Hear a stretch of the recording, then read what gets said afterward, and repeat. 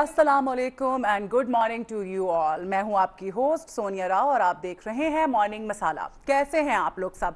यकीनन मज़े में होंगे और इंतहाई खुशगवार आपकी सुबह होगी। और मुझे पता है कि ज़्यादातर लोग इस वक्त जो है नींद में होंगे, बिकॉज 2 छुट्टियों के बाद जब मंडे को ऑफिस जाना पड़ता है और बच्चों को स्कूल जाना पड़ता है तो सब रो रहे होते हैं। इस वक्त मेरी भी हालत कुछ ज़्यादा अच्छी नहीं है, मुझे भी शदीद नींद आ रही है। आप हमें बताएं कि कैसा गुजरा आपका वीकेंड। हमें कॉल्स कीजिए, लाइव कॉल्स कीजिए। आपको मैं अपना नंबर बताती रहूँ जिस पर आप हमें कॉल कर सकते हैं 04235917 इस नंबर पे आप हमें लाइव कॉल्स कर सकते हैं। और इसके अलावा आप हमें ईमेल्स भी कर सकते हैं। ईमेल एड्रेस है हमारा mm@news1tv.tv। प्रोग्राम के आगाज़ में हमेशा हम बात करते हैं थॉट ऑफ द डे की। तो जी आज की थॉट ऑफ द डे ये है कि मैंने देखा है कि लोग झूठ बहुत बोलते हैं और घुमा फिरा के बात कर रहे होते हैं। तो मुझे समझ नहीं आता कि झूठ बोलने से हासिल क्या होता है। बिकॉज एक झूठ आप बोलते हैं तो आपको 100 झूठ और बोलने पड़ते हैं उसको मेंटेन करने के लिए, उसको छुपाने के लिए। तो बराए मेहरबानी झूठ ना बोला करें, इसका कोई फ़ायदा नहीं। और दूसरी बात यह कि जो लोग घुमा फिरा के बात कर रहे होते हैं वो भी झूठे होते हैं, बिकॉज या तो वो कुछ छुपा रहे होते हैं या फिर वो झूठ बोल रहे होते हैं। अच्छा, इसका तरीकाकार ये है कि आप बचपन से ही अपने बच्चों को भी, मैंने देखा है बच्चों में बहुत ये आदत होती है कि छोटी छोटी सी बात पे झूठ बोल रहे होते हैं, तो आप उनको टोका करें ताकि उनकी ये आदत जो है वो पुख्ता ना हो। प्रोग्राम का आगाज़ करते हैं। हमारा पहला सेगमेंट होता है न्यूज़ एंड व्यूज़, उसकी तरफ आपको लिए चलते हैं।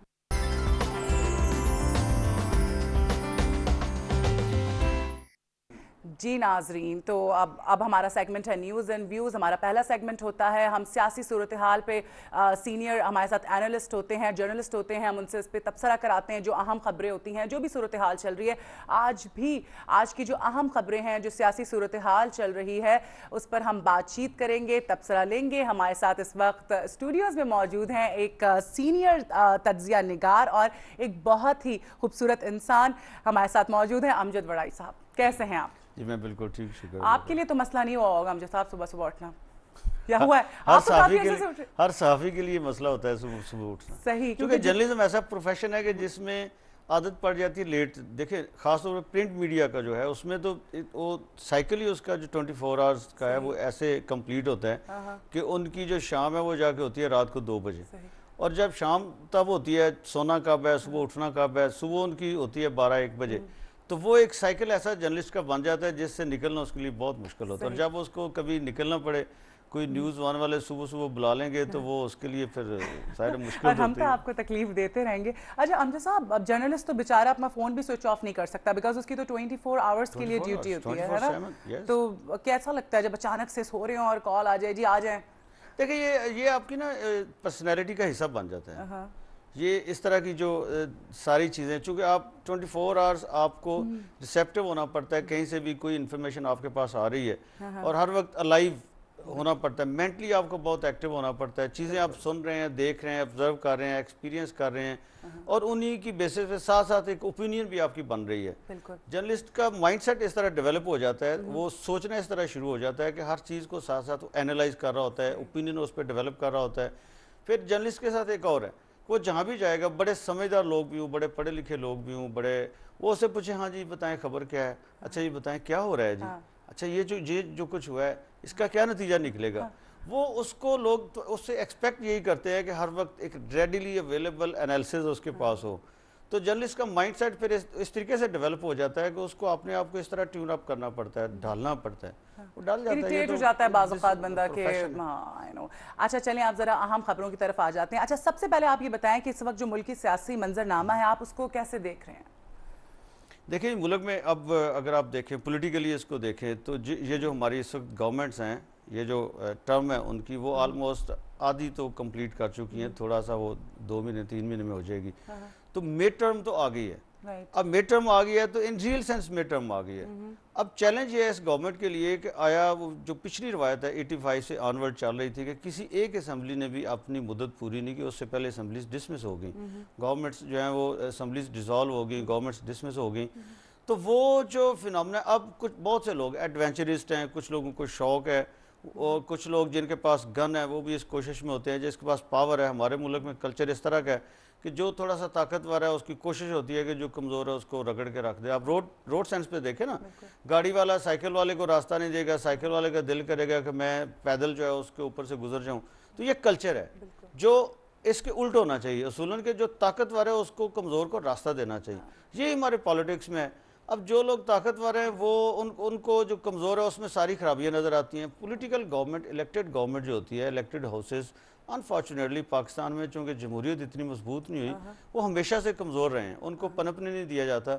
वो सारी खराबियाँ जो हर गवर्नमेंट में होती हैं, हर पॉलिटिकल एलीट में पाकिस्तान में भी होती हैं, पाकिस्तान में भी सारा कुछ हमेशा से होता रहा है। ये परमिट की सियासत, ये फेवरेटिज़म, ये नेपोटिज़म और इस तरह की सारी जो चीज़ें हैं, करप्शन, ये कब यहाँ पे नहीं हुआ।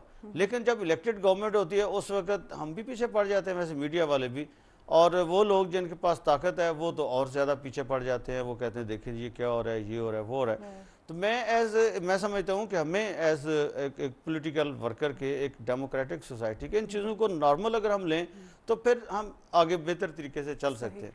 चूँकि अब मिड टर्म आ गए, लोग बहुत से बेचैन हैं, परेशान हैं कि अच्छा जी देखें ये गवर्नमेंट्स जो हैं ये किस तरीके, इतने महीने इनको हो गए हैं, इनको तो 25, 26, 27 महीने हो गए, ये कैसे सर्वाइव कर रहे हैं। तो ये तो इनको तो घर जाना चाहिए। अब इस कोशिश में पहले दिसंबर की डेट दी गई, फिर मार्च की दी गई, जून की दी गई, अब मिड जुलाई की बातें होती हैं आगे। इस तरह वो डे टू डे बेसिस पे जैसे गवर्नमेंट है वो चल रही है। इसका अनफॉर्चुनेट एस्पेक्ट ये है कि जो आपकी गवर्नमेंट होती है वो लोगों के मसाइल के ऊपर तवज्जो देने की बजाय उसको अपनी सर्वाइवल की पड़ जाती है। वो फिर सारी की सारी जो गेम हो रही होती है, मूव्स हो रही होती हैं, वो अपनी सर्वाइवल के लिए हो रही थी। उसी के लिए उसको अमेरिका की तरफ देखना है, डिपेंडेंट होना है, उसी की वजह से उसको मिलिट्री की तरफ देखना होता है, उसी की वजह से उसको यहाँ पे व्हीलिंग डीलिंग करनी पड़ती है। तो अगर ये हम तय कर लें कि हमने कोई भी इलेक्टेड गवर्नमेंट जिसको हमने वोट दे दिया 5 साल के लिए, उसको 5 साल पूरे करने दें और 5 साल उसको पूरी तरह हम टाइम दें, मौका दें कि वो जो वो करना चाहते हैं वो करें। क्या हो जाएगा? पाकिस्तान को लोगों ने इतना लूटा है कि पाकिस्तान फिर भी कायम है। पाकिस्तान के खिलाफ इतनी साजिशें हुई हैं, यहाँ पे इतनी इंसर्जेंसीज हुई हैं, यहाँ पे इतने टेररिज्म हुआ है, लेकिन अल्लाह के फजल से ये मुल्क फिर भी कायम है और कायम रहेगा इंशाल्लाह। पाकिस्तान को कुछ नहीं होगा इंशाल्लाह। मैं ये समझता हूँ कि हमें ये चाहिए कि हम मौका दें, जो भी जिनको भी हमने 5 साल के लिए मुंतखब किया वो पूरा जोर लगा लें ताकि 5 साल बाद हम उनके गिरबान पे हाथ डाल सकें कि भाईजान आपने ये वादे किए थे, 5 साल आपने 5 साल में पूरे करने थे, आपने ये नहीं किए, और उनको फॉर एवर उसके बाद वो डिस्क्रेडिट हो जाएंगे और लोगों की नज़र में एक्सपोज होकर आउट हो जाएंगे पॉलिटिक्स से।